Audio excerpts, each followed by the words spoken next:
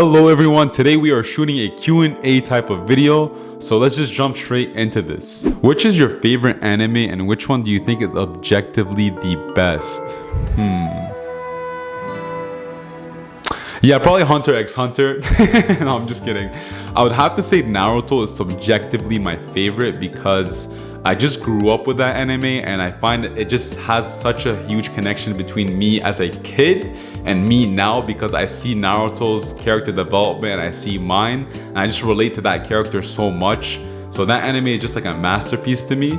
Objectively, I would have to say Death Note because if someone asked me what anime I would recommend to them, that's the first go-to anime I would say. It's objectively amazing. I watched 37 episodes in 2 days because it was absolutely crazy anime. So if you haven't watched anime and you want to get into it, Death Note is the anime to watch, and I would recommend it in sub or dub. And when I say dub, it means English, sub means English subtitles.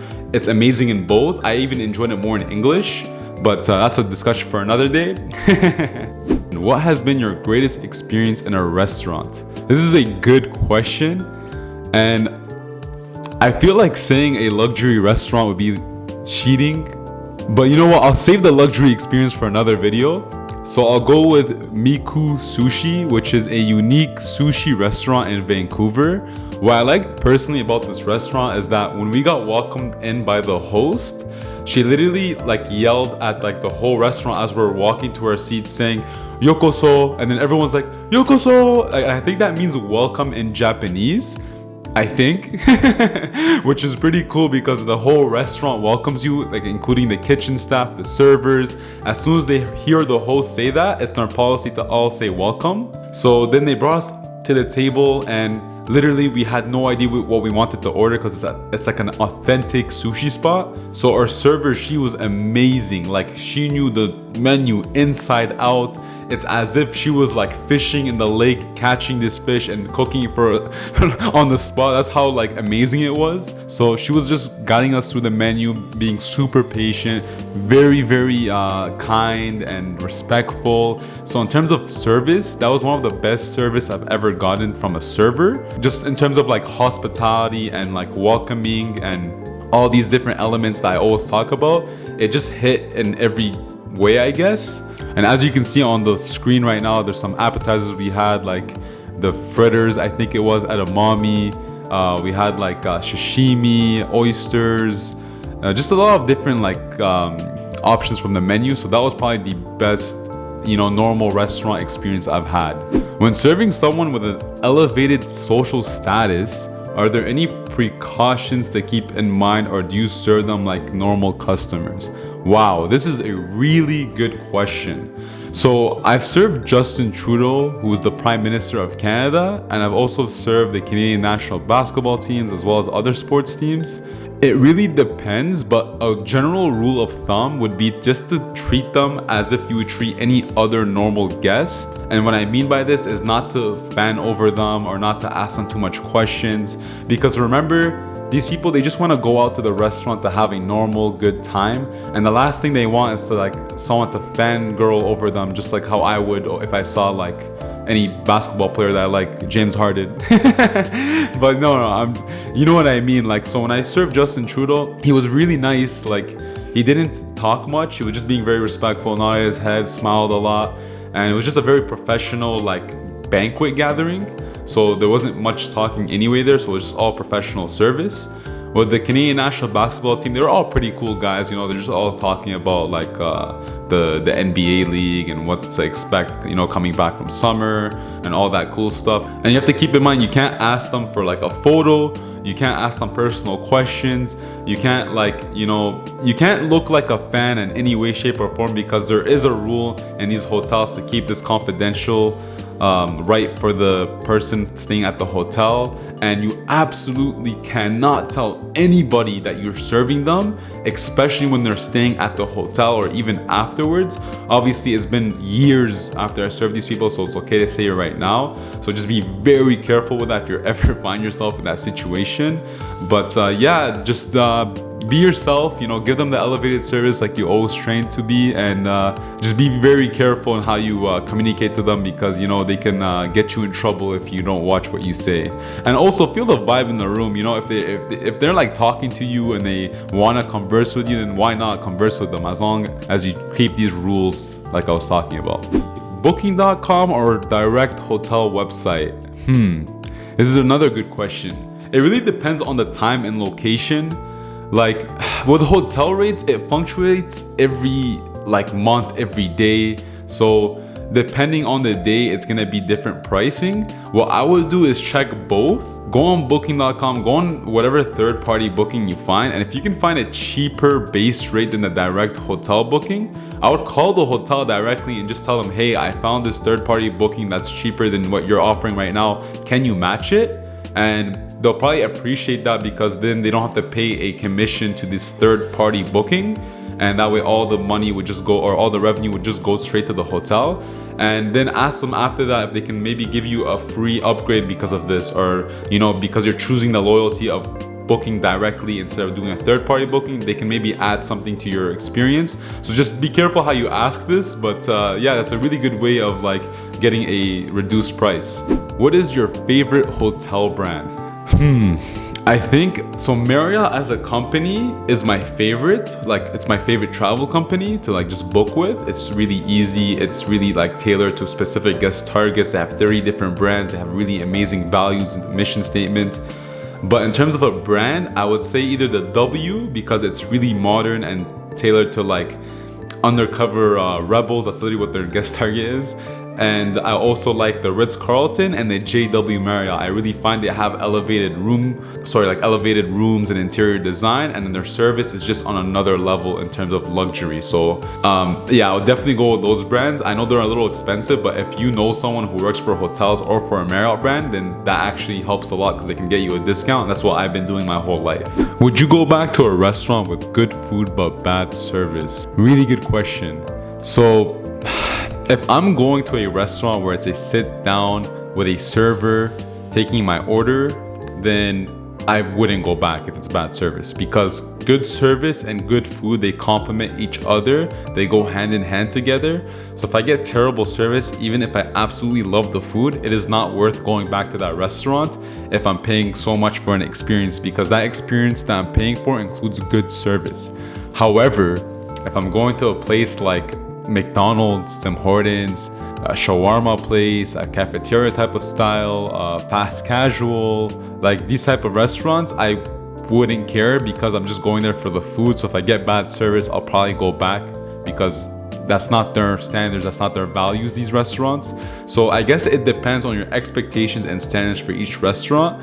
If you're going to an elevated restaurant, if you're paying a lot of money for an experience, then you really should not go back if it's a bad experience. If it's a bad experience through bad service and they make it up to you, like they give you a service recovery after that, then that's technically good service, because they realize that they messed up and they're doing something to reward you, or they're doing something to fix that recovery. And if they can recover from that bad service, it can actually turn it into an amazing experience for you. So yeah, there you have it. What was your backup plan after hospitality? Let's just put it this way. During COVID, I got like one of the biggest jobs in hospitality terminated, like my dream job, and there were no jobs in the industry at all in my country. So I actually looked to get a position in the government. I know, complete 180 switch, and it didn't. Basically what happened is that I worked for the government for 7 months. I did an amazing job.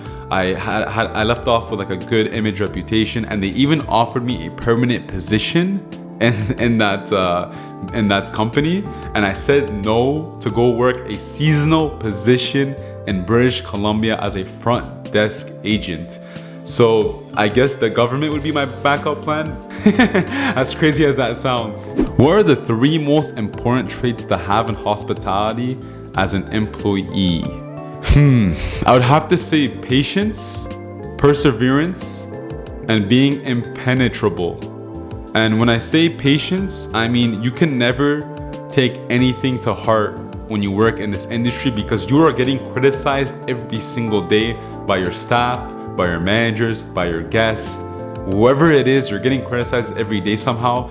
You're always running into complaints and problems. So just having the utmost patience will actually take you far in this industry, because if you keep holding in, and one day you just have this guest disrespect you and you snap at them, your industry and image can be done like this. Like, that's why it's so crucial to stay patient in the industry. I think I'm so patient in hospitality. When it comes to my family, friends, and sports, I am not patient at all. I don't know why, it's just like that. But yeah, patience is very important. Second, perseverance. This industry is super demanding, and just having the perseverance to continue through it no matter what is so important to me. And I would say that's probably my best trait in hospitality, because I could have chosen the easy way out like the government, like how I mentioned before, but I chose a harder industry that has less money in it and a harder path, I guess, in my opinion. So having perseverance is very important. And the last thing, being impenetrable. When I say this, I mean, don't stress over the things you can't control, and don't let any person affect you negatively, and just take every day as a blessing and a positive lesson. Even the negativity and the problems, take it as a blessing in disguise and just use it to learn and grow your character. What would I rather do? Shave my head or my beard? I mean, I've been growing my hair for 6 years. Yeah, I'll definitely shave my beard because it'll grow back in like a month, where my hair I'd have to wait another 2 to 3 years. So yeah, definitely shave my beard, even though I would look like a kid from high school. People think I'm like high 20s, low 30s at work with this look, but I tell them as soon as this comes off, I'm done. I'm an imposter. But yeah, this is my identity now, so it goes hand in hand together with my long hair and beard. How did you get into hospitality type of work? Good question. So I was actually in human kinetics before hospitality, and I wasn't motivated. I did not like that program. I just did it because of my family telling me how science is the way to go in university or college if you're from US. So I ended up going to Dubai one summer to help open this restaurant with my father. And honestly, that was one of the best experiences of my life. Like, I got to meet so many different people. I got to see a side of me that I never knew existed. And I wanted to do my best to reveal that side or explore it more. So when I came back to Canada, that's why I kind of enrolled in that program, the Hospitality and Tourism Management. It was a bachelor degree, which I graduated from 2 years ago now. And yeah, the rest is history. And also, hospitality aligns with a lot of values and lessons that I prioritize in my life. So it just kind of works for me, because by being in my industry and working, it's actually enhancing my values and lessons in real life. What made you decide to start this YouTube channel? Okay, so basically, if you haven't seen my video on why YouTube and why you should too, I'll link it right here. But just a quick short answer, I find YouTube is a platform that I can use as a lever to reach potentially millions of people. And one of my purposes in life is to basically impact people positively. So if I can do that through just talking to this camera and answering your question, then that's fulfilling my purpose and just one of my meanings in life. So that's just one, I guess, generic answer I can give you. But there's also a lot of different things and goals I have with this YouTube channel that I will reveal as time goes by. What is my favorite book? I have it right here. I would have to say Meditations by Marcus Aurelius is the best book I've ever read. And it's not even a book, it's basically a journal Marcus wrote to himself 2,000 years ago, and it's arguably one of the best pieces of philosophies to ever exist to this date. So this book, the reason why it's my favorite is because I feel like I can read it 1,000 times, because it literally gives you answers to every stage you go through in your life. And it literally has like a book, like the chapters are called books. So it'll be book 1, book 2. Let's say, I don't know, like let's say a lot of people are giving you like a lot of hard time in your life. There's literally a page where he talks about how to deal with malicious people. I think that's actually the first page that that he talks about. And if you want, I can read the first page to you right now, just to give you kind of like a short snippet of how, like, what this book is about. So this is literally the first thing you read from this guy, which is insane. When you wake up in the morning, tell yourself, the people I deal with today will be meddling, ungrateful, arrogant, dishonest, jealous, and surly. They are like this because they can't tell good from evil. but I have seen the beauty of good and the ugliness of evil, and I have recognized that the wrongdoer has a nature related to my own, not of the same blood or birth, but the same mind, and possessing a share of the divine. And so none of them can hurt me.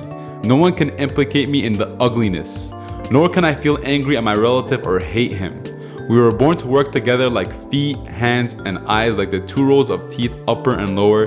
To obstruct each other is unnatural. To feel anger at someone, to turn your back on him, these are obstructions. That's literally the first thing you read in this book, and he's basically telling you to have empathy and to have forgiveness for people, because there are always going to be people like this. And he's telling you to mentally prepare yourself every single day to handle hardships and problems, because that will never disappear in this world. So that's a little gem, one little like paragraph out of this whole journal that, you know, can change your life, which is so impactful, and that's why I love this book. So there you have it. So thank you for listening, guys. I hope you enjoyed this Q&A type of video. If you liked it, then like this video, subscribe to my channel, and hopefully we can do more in the future. Till next time.